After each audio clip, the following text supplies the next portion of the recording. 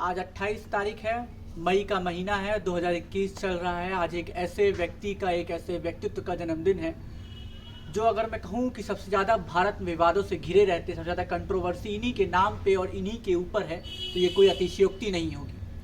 आज जन्मदिन है वीर सावरकर का, विनायक दामोदर सावरकर का। हम आज इन्हीं की बात करेंगे। विनायक दामोदर सावरकर, नायक या खलनायक, वीर या कायर, स्वतंत्रता सेनानी या अंग्रेजी हुकूमत के पक्षकार। हम इन सभी प्रश्नों में बात नहीं करेंगे, बल्कि हम बात करेंगे विनायक दामोदर सावरकर के बारे में। भारत इनको क्या कहता है, क्या मानता है, क्या सुनता है, क्या जानता है, बल्कि इस बात पे बात करेंगे कि भारत को इन्होंने दिया क्या। हम बात करेंगे विनायक दामोदर सावरकर की, उस सावरकर की जो एक लेखक हैं, उस सावरकर की जिन्होंने 10,000 पंक्तियों से भी ज़्यादा रचनाएं करी बिना कलमों और कागजों के। उन सावरकर की बात करेंगे जो एक समाज सुधारक है, उन सावरकर की बात करेंगे जो एक क्रांतिकारी। जय हिंद दोस्तों, बोल बचन की यूट्यूब चैनल पे आप सभी का स्वागत है। आज की इस वीडियो में हम विनायक दामोदर सावरकर की जी के बारे में बात कर रहे हैं। हमने आपको बताया कि हम ये नहीं बात करेंगे कि भारत उनको क्या माने, क्या जाने, क्या कहता है, क्या सुनता है, क्या बोलता है, बल्कि इस बारे में बात करेंगे कि भारत को वीर सावरकर जी ने, विनायक दामोदर सावरकर जी ने दिया क्या। लेखक सावरकर की बात करें, वो लेखक सावरकर जिनके खाते में 5 मूल किताबें हैं, जिनमें से 2 किताबें जो कि काफ़ी विवादों से घिरी रहीं, जो कि काफ़ी आकर्षित करा इसने इतिहास को, समाज को, भारत को और ब्रिटिश सरकार को। पहली किताब 1857 क्रांति पर आधारित the first war of independence, जो कि छपने से पहले ही 2 देशों में बैन हो गई, प्रतिबंध का शिकार हो गई। और प्रतिबंध का शिकार होना इस बात का प्रमाण है कि इससे ब्रिटिश सरकार की कितनी रूह थी कांपती। दूसरी किताब हिंदुत्व, काफ़ी कंट्रोवर्शियल ये भी रही, ये किताब भी रही, क्योंकि हिंदुत्व पे लिखी गई, जात धर्म पे लिखी गई। और आप जानते हैं भारत पे सबसे ज़्यादा कोई मुद्दा अगर गर्म होता है, सबसे ज़्यादा मुद्दा अगर कोई विवादों से घिरता है तो वो जाति और धर्म का ही होता है।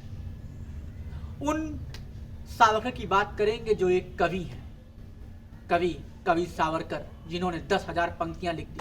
अगर आप मराठी हैं तो आपने उनकी कोई ना कोई कविता, कोई ना कोई पंक्ति सुनी होगी, या किसी ने बोली होगी, या हुआ होगा उसका कभी ना कभी किसी पंक्तियों से सामना। अगर मैं कहूँ कि इन पंक्तियों को उन्होंने बिना किसी कागज, बिना किसी कलम से लिखा, तो इसमें कोई अतिशयोक्ति नहीं है, ये प्रमाण है, सच है और इसके साक्ष्य हैं। वीर सावरकर जी ने जब वो जेल में थे तब उन्होंने बिना कलम की सहायता से, कागज की सहायता से, कील और पत्थर की सहायता से दीवालों पे लिखा, जेल की दीवालों पे लिखा 10,000 की पंक्तियों को। न ही सिर्फ लिखा बल्कि उसे कंठस्थ किया। और जब वो आज़ाद हुए तो वापस आए, और वापस आके उन्होंने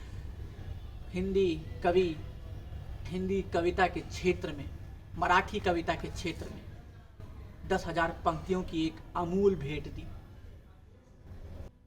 हम उन सावरकर की बात करेंगे जो एक अव्वल दर्जे के, एक उच्च कोटि के समाज सुधारक थे, जिन्होंने भारत की गंभीर समस्याओं पर प्रकाश डाला। जातिवाद, छुआछूत जैसी समस्याओं को सिर्फ उन्होंने देखा ही नहीं, बल्कि उस पर बात भी करी, उस पर उन्होंने सुझाव भी दिया और उसका हल भी निकाला। महाराष्ट्र में एक मंदिर है जो कि वीर सावरकर जी ने, जिनको प्रेरणा कहा जा सकता है, वीर सावरकर जी ने बनवाया। उस मंदिर में हर कोई, हर जात का, हर धर्म का व्यक्ति आ सकता था, सभी का स्वागत था। तो ये थे वीर सावरकर। अब बात करते हैं क्रांतिकारी सावरकर के बारे में। वो क्रांतिकारी सावरकर जिन्होंने सबसे पहले विदेशी वस्त्रों की होली जलाई, वो क्रांतिकारी सावरकर जिन्होंने विदेश की रानी की शोक सभा यहाँ भारत में मनाई जाने का सबसे पहले विरोध किया, वो क्रांतिकारी सावरकर जिन्होंने राष्ट्रीय ध्वज में अशोक चक्र का सुझाव दिया, वो क्रांतिकारी सावरकर जिन्होंने सबसे पहले पूर्ण स्वराज की, पूर्ण स्वतंत्रता की मांग की। ये थे क्रांतिकारी सावरकर, ये थे लेखक सावरकर, ये थे कवि सावरकर, ये थे समाज सुधारक सावरकर। इतना सब कुछ किया देश के लिए सावरकर ने, इतना सब कुछ दिया देश के लिए सावरकर ने। लेकिन अगर देश याद रखता है तो सिर्फ और सिर्फ वो माफ़ीनामा। 10,000 पंक्तियों को लिख के भी सावरकर आज मर गए, लेकिन वो 6 माफ़ीनामा उनका आज भी अमर है। ये भारत की बरसों से समस्या बनती आई है। भारत में भारतीय हीरे की तजब्बो कभी भारत में रही ही नहीं। यही कारण है कि देश में उनके लिए ऐसी संज्ञाएं, ऐसी फ़ोटो, ऐसे ट्वीट किए जाते हैं, वहीं लंदन में स्थित इंडियन हाउस में सावरकर के बारे में ये लिखा जाता है।